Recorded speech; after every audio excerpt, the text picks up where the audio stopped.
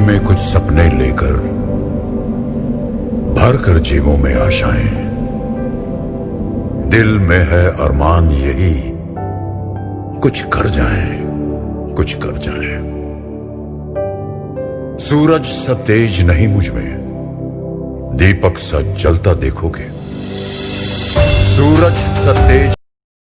Hello my dear students, चलिए आज आप लोगों को हम डिस्कस करते हैं कि अगर इलेक्ट्रिक डाइपोल को नॉन यूनिफॉर्म इलेक्ट्रिक फील्ड में रखा जाएगा तब उस पर इलेक्ट्रिक फोर्स तथा इलेक्ट्रिक टॉर्क किस प्रकार लगेंगे।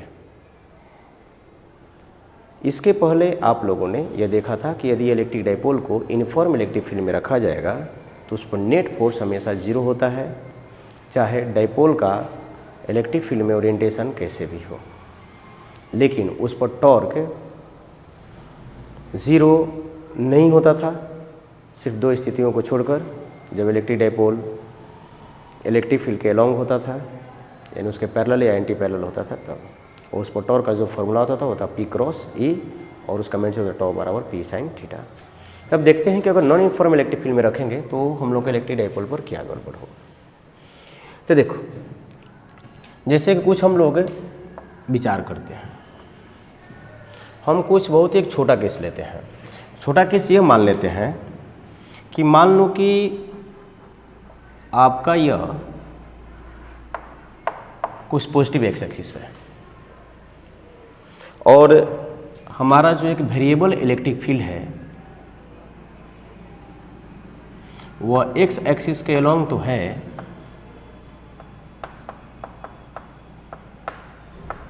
लेकिन उसका मैग्नीट्यूड अब एक्स का फंक्शन है। मैग्नीट्यूड क्या है? एक्स का फंक्शन है। इसका मतलब यह हुआ कि इलेक्ट्रिक फील्ड का जो डायरेक्शन है वो हमने कांस्टेंट ले लिया और किधर ले लिया? तो अलोंग पॉजिटिव एक्स एक्सिस।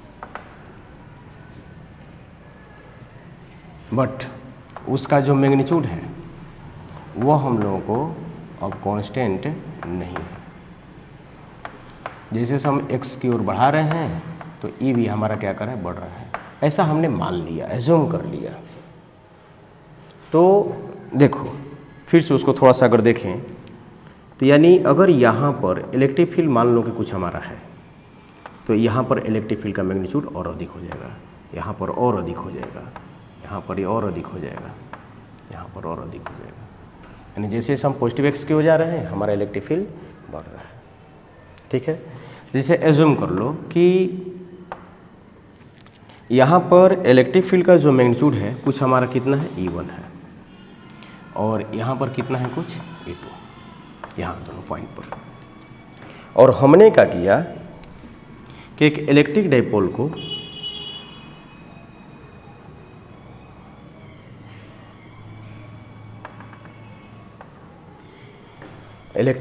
को इस नॉन यूनिफॉर्म इलेक्ट्रिक फील्ड में रख दिया और यहाँ पर क्या है? कुछ पॉजिटिव चार्ज प्लस क्यू और यहाँ पर क्या है? कुछ नेगेटिव चार्ज माइनस क्यू।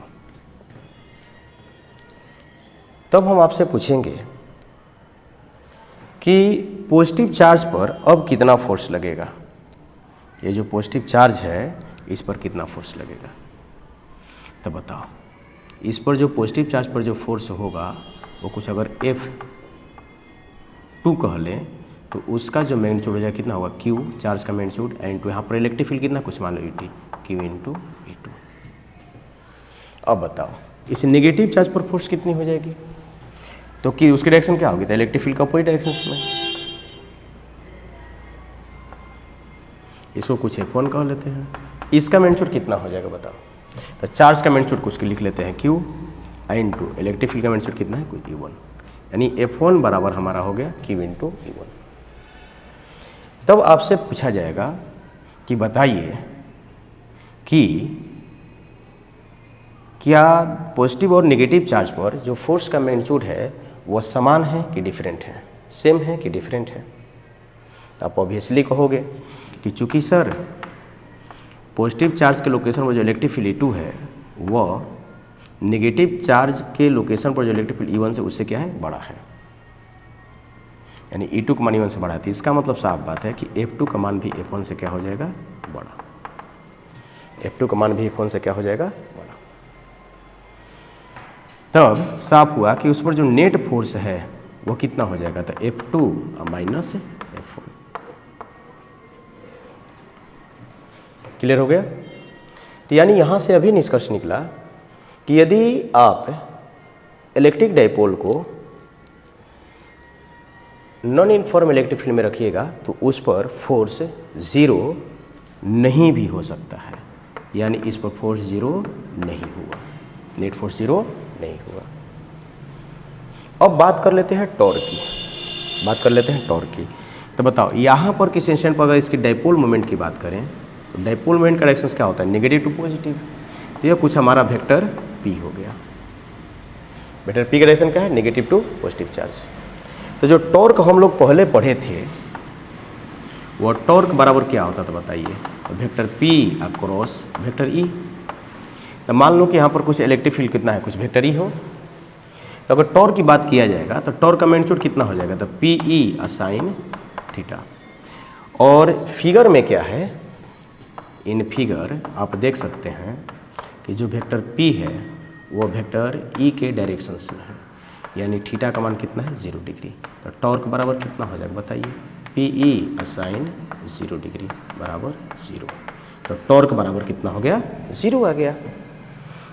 तब आपको यहाँ पर दिख रहा होगा, यहाँ से रिजल्ट मिल गया कि यदि सर हम किसी इलेक्ट्रिक डाइपोल को नॉन यूनिफॉर्म इलेक्ट्रिक फील्ड के एलोंग ही रखें, भले उसका इलेक्ट्रिक फील्ड का जो डायरेक्शंस है वो कांस्टेंट है लेकिन उसका मैग्नीट्यूड डिफरेंस हो रहा है, तो उस पर नेट फोर्स तो 0 नहीं है लेकिन टॉर्क उस पर क्या रहा है, 0। तो इस तरह का भी हम लोग केस हो सकता है। यानी यहाँ पर अगर अलग से क्वेश्चन ही पूछ देता तो आपसे क्वेश्चन पूछता कि बताइए इस इलेक्ट्रिक डाइपोल में कैसा मोशन होगा, तो साफ बात है कि इलेक्ट्रिक डाइपोल में नेट फोर्स 0 नहीं है तो इसमें ट्रांसलेशनल मोशन तो होगा, ट्रांसलेशनल मोशन होगा, रोटेशनल मोशन नहीं होगा, रोटेशनल मोशन नहीं होगा क्योंकि टॉर्क कितना है, 0 है। चलिए अब हम कुछ दूसरा केस लेते हैं। अब इसी में हम लोग क्या करते हैं कि जो हमारा डाइपोल है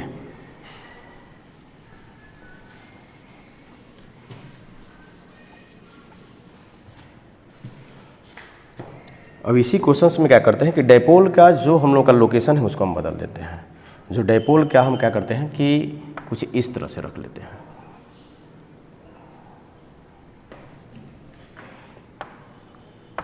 यानी इलेक्ट्रिक फील्ड के डायरेक्शंस के परपेंडिकुलरली, यानी ये हमारा हो गया उसका वेक्टर P।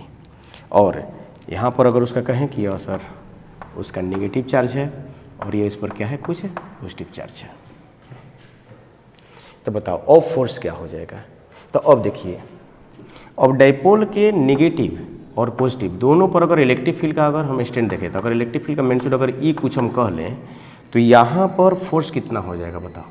तो पॉजिटिव चार्ज पर जो फोर्स है अगर कुछ हम लोग कह लें कि F प्लस बराबर कुछ Q इंटू E है, तो नेगेटिव चार्ज पर भी जो हमारा फोर्स का मैग्नीट्यूड हो जाएगा वो Q इंटू E के बराबर ही होगा। तो इस प्रकार से देख सकते हैं क्यों फोर्स बराबर हो गया, क्योंकि देखो पॉजिटिव और नेगेटिव चार्ज के लोकेशन पर इलेक्ट्रिक फील्ड का मैग्नीट्यूड क्या है, सेम है, क्योंकि हम लोगों का एक्स का पोजीशन वही है, एक्स के साथ ना बदल रहा है इलेक्ट्रिक फील्ड, किसी पार्टिकुलर एक्स के पोजीशन पर तो इलेक्ट्रिक फील्ड हम लोग क्या है, सेम है इन मैग्नीट्यूड। तब यहाँ पर अगर बात किया जाए कि इस पर अगर नेट फोर्स की बात करें तो देखो क्या हो जाएगा, F plus minus F minus Q into E minus Q into E बराबर कितना हो गया, 0। बट अगर टॉर्क की बात करें तब इसके लोकेशन पर ये है, तो टॉर्क बराबर देखो क्या होगा, PE इंटू साइन 90 डिग्री और टाउ बराबर P इंटू E, यानी टॉर्क हमारा अब 0 नहीं रहा। यानी इस केस में हम लोगों का साफ बात है कि ट्रांसलेशनल मोशन बॉडी में नहीं है, not but rotational motion in body. तब यहाँ से एक बात और क्लियर हुआ होगा कि सर इसका मतलब यह है कि इलेक्ट्रिक डाइपोल को नॉन यूनिफॉर्म इलेक्ट्रिक फील्ड में रखने पर उस पर जो फोर्स या टॉर्क का जो लगना है वो इस बात पर डिपेंड करेगा कि इलेक्ट्रिक डायपोल का फील्ड में ओरिएंटेशन क्या है, और दूसरा बात यह होगा कि इलेक्ट्रिक डायपोल मोमेंट क्या है। तो देखिए इसमें आपको आप लोग क्या रिजल्ट मिला, तो आप लोग कह सकते हैं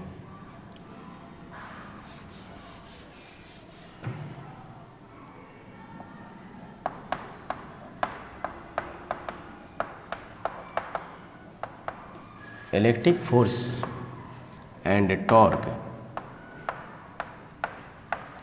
acting on electric force and torque acting on electric dipole kept in non-uniform electric field depends on पहला orientation of dipole in field में डायपोल कैसे रखा गया है, किस स्थिति में रखा गया है, और दूसरा में हो जाएगा magnitude of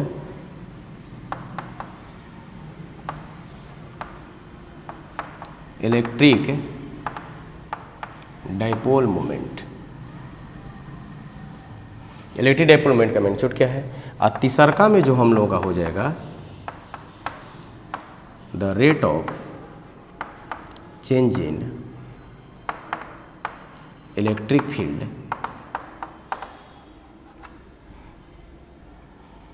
the rate of change in electric field, यह चीज़ थी। ये तीन चीज़ हम लोग का हुआ। चलो अब हम लोग सीखते हैं कि सर अगर इलेक्ट्रिक डायपोल को नॉन यूनिफॉर्म इलेक्ट्रिक फील्ड में रखा गया है तो उस पर सर इलेक्ट्रिक जो फोर्स लगेगा उसका सर फॉर्मूला क्या हो सकता है।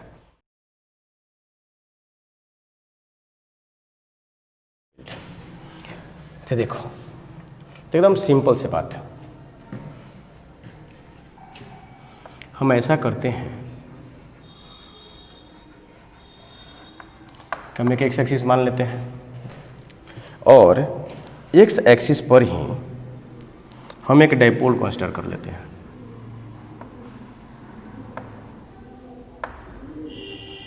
इलेक्ट्रिक डायपोल पर नेगेटिव चार्ज माइनस क्यू है और पॉजिटिव चार्ज कितना है, कुछ प्लस क्यू है, और जो नेगेटिव चार्ज है वो कुछ उसका पोजीशन क्या है, कुछ एक्स है, और इसका कुछ पोजीशन कितना, कुछ एक्स प्लस है dx। एज्यूम कर लेते हैं कि जो हमारे दोनों नेगेटिव और पॉजिटिव चार्ज हैं उनके बीच की जो दूरी है वो कितनी है, कुछ dx है। अब जो हमारा इलेक्ट्रिक फील्ड है वह इलेक्ट्रिक फील्ड यह कुछ इस तरह से है। इलेक्ट्रिक फील्ड हमारा एक्स का फंक्शन है बट डायरेक्शन क्या उसका कांस्टेंट है। तो ऐसा मान लेते हैं कि जो हमारा नेगेटिव चार्ज है इसके लोकेशन पर जो हमारा इलेक्ट्रिक फील्ड है वो कितना है, कुछ ई है। अगर नेगेटिव चार्ज से पॉजिटिव चार्ज गए और दूरी में परिवर्तन कितना हुआ, डिस्टेंस में अगर चेंज कितना हुआ dx, तो हम लोग को जो इलेक्ट्रिक फील्ड है वो कितना बदल के हुआ कुछ, तो ई प्लस डी, यानी इलेक्ट्रिक फील्ड में हम लोग का चेंज कितना हो गया, कुछ डी से हो गया। तब बताओ तो पॉजिटिव चार्ज पर जो फोर्स लगेगा कितना होगा, कुछ F2 हो जाएगा, और नेगेटिव चार्ज पर फोर्स कितना कुछ हो जाएगा बताइए। तो इस पर सर कुछ हो जाएगा हम लोग को F1। तब अब आपसे पूछा जाएगा कि जो नेट हम लोगों का इलेक्ट्रिक फोर्स है, net electric force on dipole, तो वेक्टर F बराबर आप क्या लिख सकते हैं, तो पॉजिटिव चार्ज पर फोर्स प्लस नेगेटिव चार्ज पर फोर्स। तो कितना कितना लिख लीजिएगा बताइए। तो पॉजिटिव चार्ज पर फोर्स कितना हो जाएगा, तो Q इंटू इलेक्ट्रिक फील्ड कितना है, तो E प्लस डी इंटू ई। इस फोर्स का डायरेक्शन क्या है, पॉजिटिव एक्स आई कैप, तो आई कैप लगा लेते हैं। नेगेटिव चार्ज पर फोर्स कितना हो जाएगा बता दो, तो Q इंटू ई, डायरेक्शन क्या हो जाएगा, कुछ नेगेटिव एक्स है, माइनस आई कैप। तो कुल मिला के आपका जो फोर्स हो गया वो कितना आ गया, तो Q into E I cap plus Q D E I cap minus Q into E I cap. और इस तरह से आप देख सकते हैं कि यह हम लोगों का प्लस माइनस कैंसिल हो गया। तो कुल मिला के यहाँ पर जो फोर्स आपका आ गया वो फोर्स कितनी हुई बताइए, Q into D into E I cap. तो देखिए जो फोर्स आ गया Q into D I cap. अब इस फोर्स का डायरेक्शन क्या है, पॉजिटिव एक्स एक्सिस के लॉन्ग। तो इसका कहें कि एक्स कंपोनेंट क्या है, तो आप लोग इसको लिख सकते हैं कि जो एक्स कंपोनेंट हमारा फोर्स का है वह होगा सर कुछ एफ एक्स बराबर क्यू इंटू डी इंटू ई। हो गया, चलो इसको कुछ इक्वेशन 1 कर लो। अब देखिए,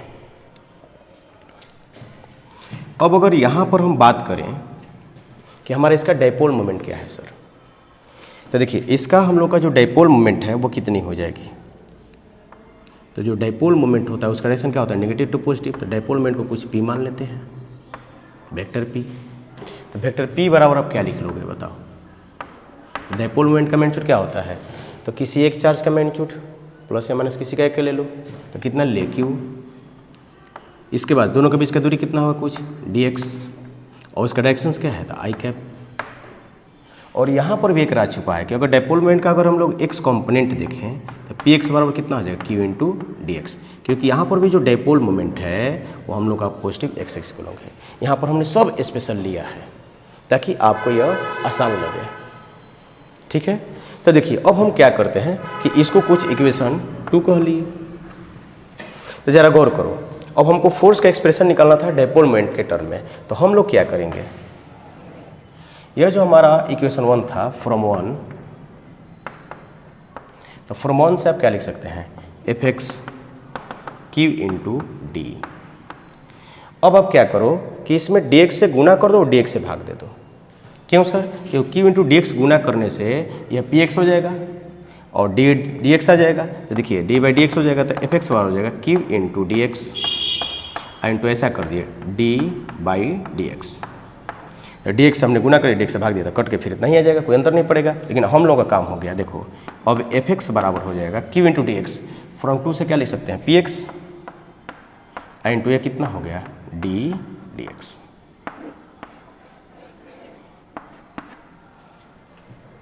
ठीक है ना। यहाँ पर पी एक्स हमने कहाँ से लिखा, तो हम यहाँ पर लिख सकते हैं कि फ्रॉम 2,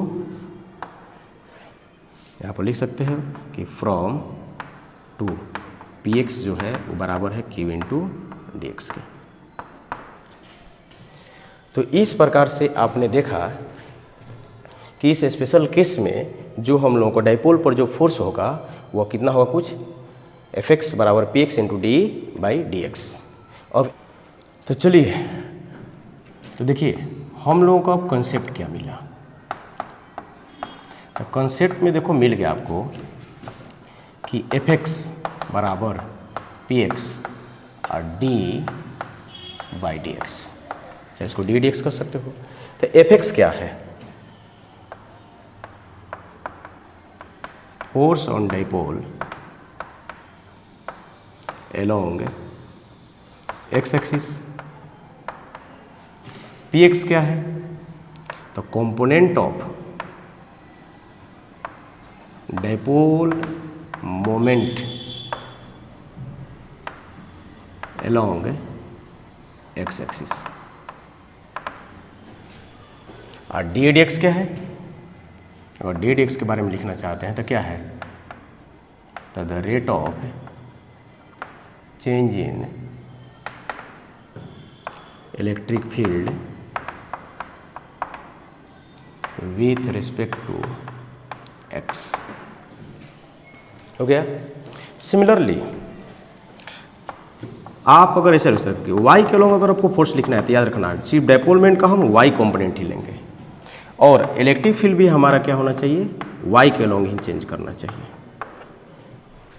अगर इलेक्ट्रिक फील्ड एक्स के लॉन्ग चेंज कर रहा है और डाइपोल मोमेंट आपको वाई के लॉन्ग है तो आपको फोर्स कितना हो जाएगा, 0। फिर देखिए तीसरा में इसी तरह से लिख सकते हैं कि एफ जेड बराबर कितना हो जाएगा, तो कुछ P Z into D by D Z.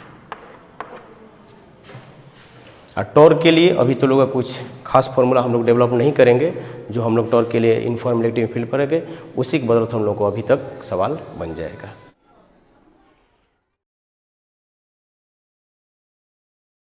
चलिए देखते हैं कि जो हम लोगों ने सीखा उस पर एनसीईआरटी में क्वेश्चन कैसा दिया गया था, ताकि आपको कॉन्फिडेंस आ जाए कि हम लोगों का टेक्स्ट बुक का ही थ्योरी था। डायरेक्ट तो थ्योरी में नहीं दिया गया था, लेकिन क्वेश्चन के द्वारा आपको मालूम करना था। तो देखो जैसा कि आप स्क्रीन पर देख रहे हैं कि उसमें दिया गया है कि स्पेस में जो हमारा इलेक्ट्रिक फील्ड है वो पॉजिटिव जेड एक्सिस के अलॉन्ग है, और वो यूनिफॉर्म नहीं है, वो कांस्टेंट नहीं है, और उसका जो रेट है वह हम लोगों को बढ़ रहा है। इलेक्ट्रिक फील्ड जो है पॉजिटिव जेड एक्सिस के अलॉन्ग, उसका मैग्नीट्यूड क्या कर रहा है, बढ़ रहा है। यानी डायरेक्शन तो उसका कांस्टेंट है, लेकिन उसकी जो उसके मैग्नीट्यूड में जो चेंज है वो हम लोग का हो रहा है। और जेड एक्सिस के अलॉन्ग उसका जो रेट ऑफ चेंज है डिस्टेंस के साथ, वो क्या दिया गया है। तो सबसे पहले देख लीजिए क्वेश्चन में,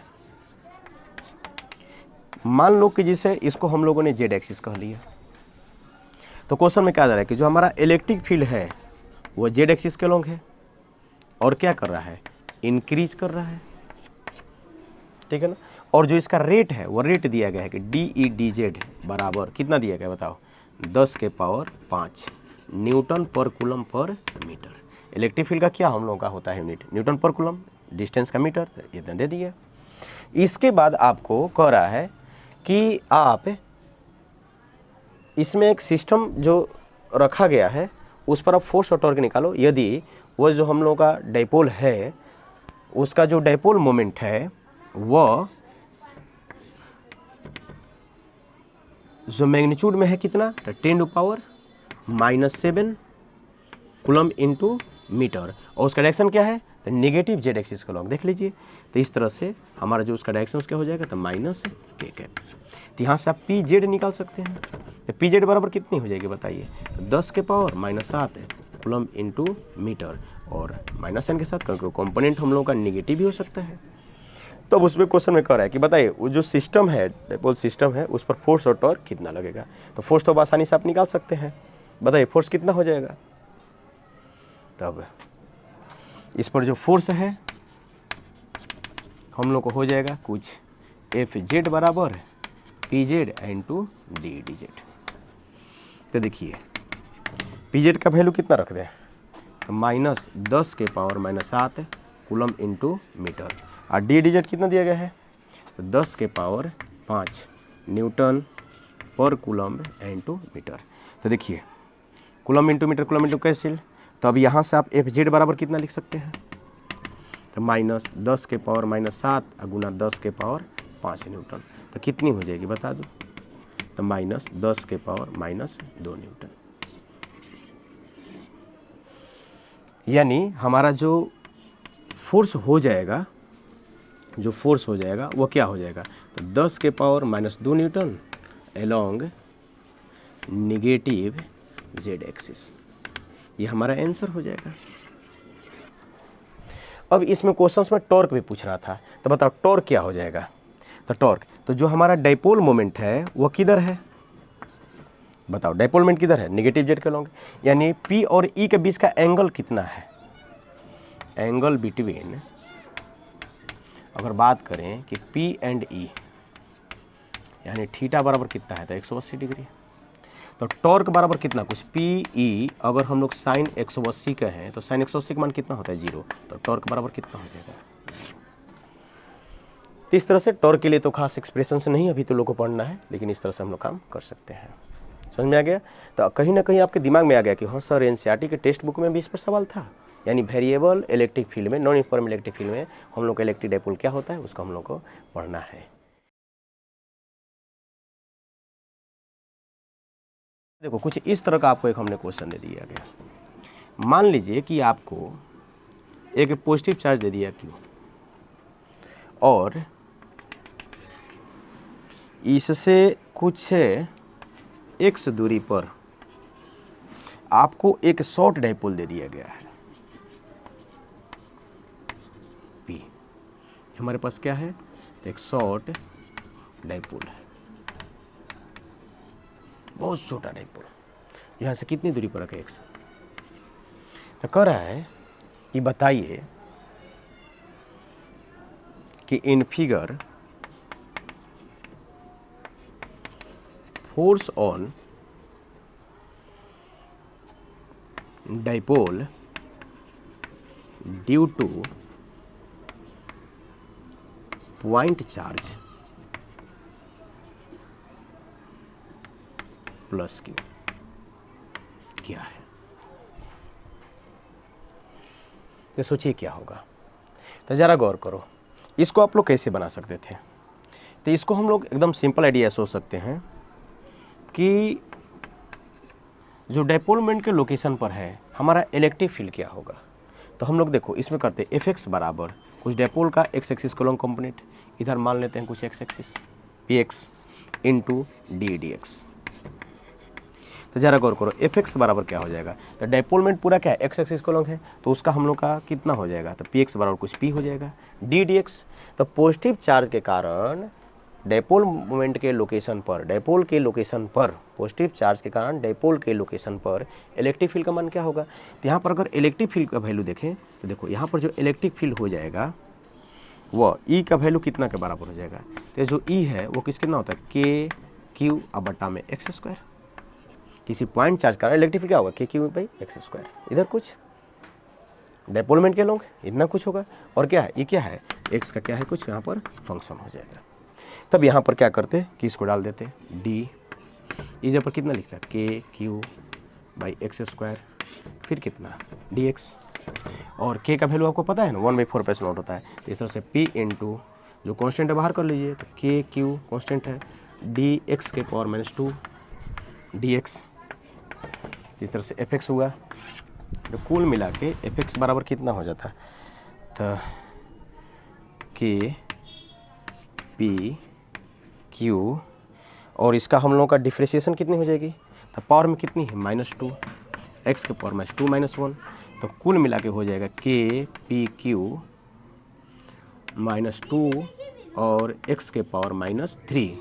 तो एफ एक्स बराबर आपको हो जाएगा -2 के पी क्यू अब बटा में एक्स क्यू, और जहाँ के का वैल्यू हम लोग कितना है तो 1/4πε0। तो ये हमारा जो है फोर्स का फॉर्मूला हो जाएगा। इसका हम लोग एक मेथड 2 भी हो सकता है। मेथड 2 में हम लोग क्या करेंगे कि इलेक्ट्रिक डाइपोल के कारण पॉजिटिव चार्ज के लोकेशन पर हम लोग क्या करेंगे, इलेक्ट्रिक फील्ड निकाल लेंगे, तो इस पर फोर्स मिल जाएगा। मेथड 2 में हम पहले क्या करते हैं कि force on plus Q due to dipole, तो देख कितना हो जाएगा, फोर्स किस पर, तो चार्ज पर डाइपोल के कारण बराबर कितना, तो बताओ इस पर कितना है प्लस क्यू। फिर आपसे हम पूछेंगे कि बताइए जो पॉजिटिव चार्ज क्यू है वो डाइपोल के लिए कैसा पॉइंट है, तो उसके एक्सिस के लॉन्ग है, तो उसका क्या है, तो एक्सियल पॉइंट है। तो एक्सियल पॉइंट है, तो इस पर हम लोगों का इलेक्ट्रिक फील्ड क्या होता है, एक्सिस के लॉन्ग। बताओ डाइपोल कारण, तो तुम लोग को याद है 2kp अब बटा में एक्स क्यू, याद आ रहा है। और उसके डायरेक्शंस क्या है, तो बताइए पॉजिटिव एक्सिस के लॉन्ग जो हम लोग का ये इलेक्ट्रिक फील्ड होता है, आप लोग को याद है 2kp बटा में आर क्यू, तो 2kp बटा में यहाँ पर एक्स क्यू हो गया, और यहाँ पर इसका डायरेक्शंस क्या है, तो पॉजिटिव एक्स एक्सिस के एलोंग है। तो देखो अब बताओ क्यू इंटू एक्सियल पॉइंट पर इलेक्ट्रिक फील्ड देख लेते, तो कुल मिला के यहाँ से आप देख सकते हैं कि कितना हो गया, क्यू इंटू ये बराबर लिख लेते हैं 2kp अब बटा में एक्स क्यू। तो देखो फोर्स हम लोगों को चार्ज पर डाइपोल कारण कितना हुआ, तो 2kp क्यू अब बटा में एक्स क्यू। ओके, तब हम अकॉर्डिंग टू चाहे from Newton's third law of motion, Newton का थर्ड लॉ ऑफ मोशन से क्या हो जाएगा, तो force on dipole due to charge बराबर हो जाएगा minus of force on charge और ड्यू टू डाइपोल। तो कितनी हो जाएगी बताइए, तो माइनस इसमें लगा दो 2kp क्यू अब बटा में एक्स क्यू। ठीक है, यही तो आपका आंसर था पिछले में, आ गया कि नहीं आ गया। तो इस तरह से बना सकते हैं। तो हम लोग का यह भी। Thank you very much my dear students. अब हम नेक्स्ट आपको वीडियो में बहुत ही खूबसूरत चीज़ जिसका आप बहुत ही इंतज़ार कर रहे हैं पढ़ाएंगे, electric flux and Gauss law. ठीक है ना, हम देखेंगे गॉस लॉ को गॉस थ्योरम भी बोला जाता है। क्या वो गॉस थ्योरम कहना सही है कि गलत है, इंतज़ार कीजिए और एक खास नए अंदाज में आपको मज़ा आ जाएगा। ठीक है, तो चलिए देखते हैं।